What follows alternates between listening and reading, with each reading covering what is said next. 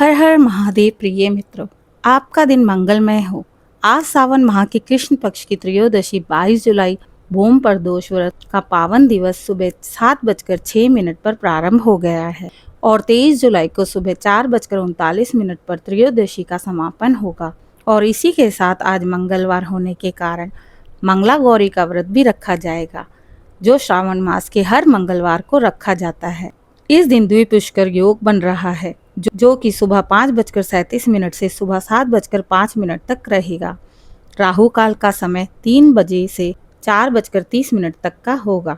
आइए श्रोताओं, इस पावन अवसर पर सुनते हैं पौराणिक और सच्ची कथा।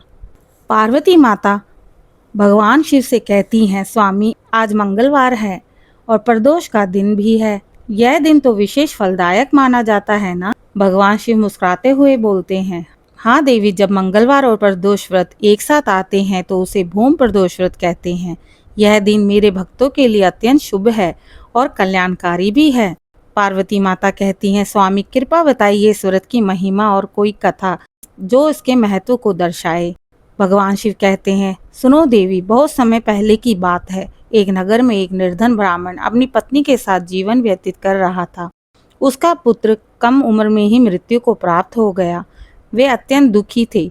पार्वती माता चौंकते हुए कहती हैं, हे नाथ, तो फिर उन्होंने क्या किया? भगवान शिव आगे कहते हैं, उस ब्राह्मण दंपति ने मृत्यु शोक में अपने पुत्र का अंतिम संस्कार कर दिया। फिर वह दोनों तीर्थ यात्रा पर निकल गए। चलते चलते वह वाराणसी पहुंचे। वाराणसी में गंगा किनारे पर एक संत ध्यान में बैठे थे। पास में ही ब्राह्मण दंपति उदास बैठे ब्राह्मण देव से मन ही मन प्रार्थना कर रहे थे, हे गुरुदेव, जीवन में अब कोई उद्देश्य नहीं रहा। हमारे पुत्र की मृत्यु ने हमें निराश कर दिया है। संत नेत्र खोलते हुए बोले, वत्स, शोक मत करो, तुम्हारी पीड़ा का अंत निकट है। भगवान शिव की शरण ले लो। मंगलवार के दिन आने वाला प्रदोष व्रत करो। यही भूम प्रदोष व्रत है, जो संकटों को नाश करता है और संतान सुख की इच्छा को पूरी करता है। ब्राह्मणी बोली, क्या इस व्रत से हमारे पुत्र को फिर से जीवन मिल सकता है? संत बोले, अगर श्रद्धा और विश्वास अटूट हो तो शिव कृपा से मृत्यु भी जीवन बन सकती है। ब्राह्मण ने संत की बात सुनकर प्रदोष व्रत रखा।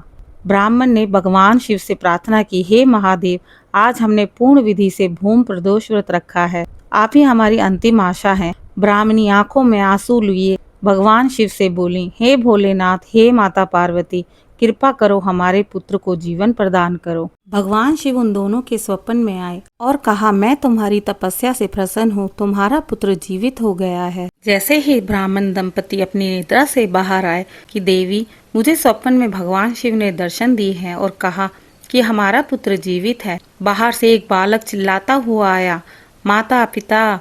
ब्राह्मणी, ये तो हमारा पुत्र है। ब्राह्मणी बोली, ये तो हमारे पुत्र की आवाज है। पुत्र जीवित होकर माता पिता से लिपटता हुआ कहने लगा, मुझे कुछ भी याद नहीं, बस एक तेज प्रकाश दिखा और मैं फिर यहाँ आ गया। ब्राह्मण बोला, यह चमत्कार है महादेव का, भूम प्रदोष व्रत की शक्ति का।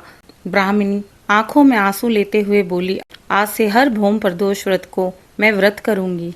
शिव का स्मरण हम पूरे जीवन भर करेंगे। भक्तों, इस प्रकार ब्राह्मण दंपति की निष्ठा भूम प्रदोष व्रत की शक्ति से उनका पुत्र पुनर्जीवित हो गया।